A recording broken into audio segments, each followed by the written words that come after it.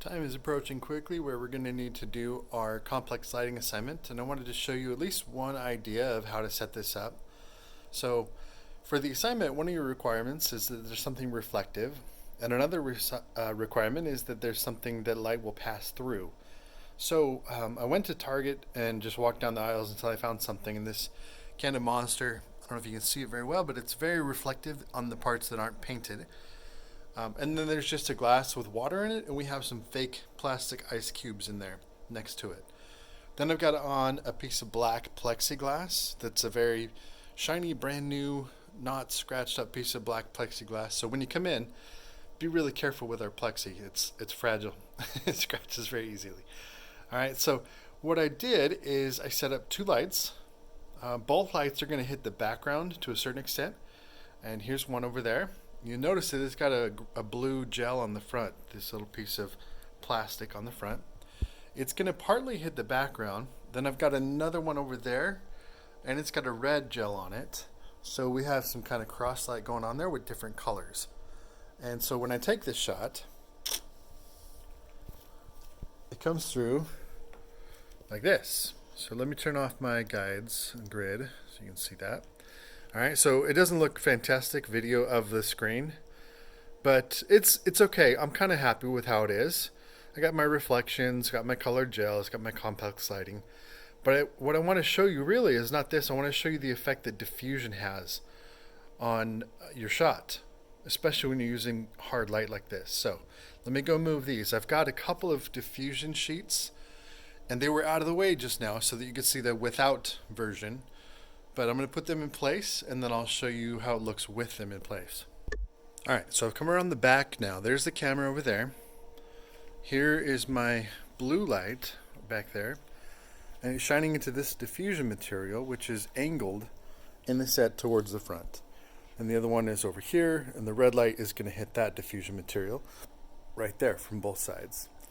So now when I come around, one thing to be aware of is that the diffusion materials can do a couple of things. It's going to change the quality of light, making our light that big instead of that big.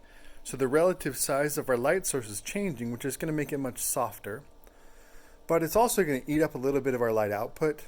So I'm going to change the aperture a little bit right off to correct for that. So I have f13 right now. I'm going to go to f9. Okay, I lied. I had to go to like f5.6 maybe. No, 7.1. Anyhow, hopefully that makes sense that the plastic diffusion material is cutting up some of our light, so I just open up the aperture. We could also turn the power up on the lights. Same difference. But same setup. We just have diffusion material, and now the shot looks like that. So here, let me show you the before and after. Hard light. Soft light.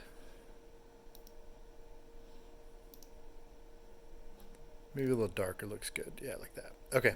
So anyways, that doesn't look great on my phone, videoing the screen right now, but hopefully it looks okay in the actual file.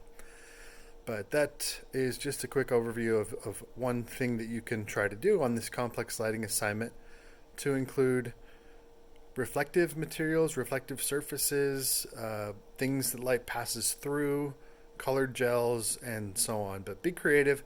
You're going to definitely need to think in advance of what you want to shoot and what you want to prepare before you come into the studio. Because if you come in without anything handy to shoot, it's going to be really difficult to pull something out on the spot. So look through some tutorials, get some ideas, do some brainstorming, come prepared with something that you want to photograph. And yeah. So just for an idea of time that this might take you, this setup, I probably did this in about 15 minutes, getting it all ready, once I had the idea. I messed around and walked around in Target, and I looked at some pictures online, some reference images, and I think I spent altogether today maybe an hour brainstorming and planning, and then actually putting it together and shooting it didn't take very long.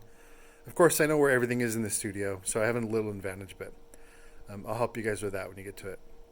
So, all right, yeah, there we go.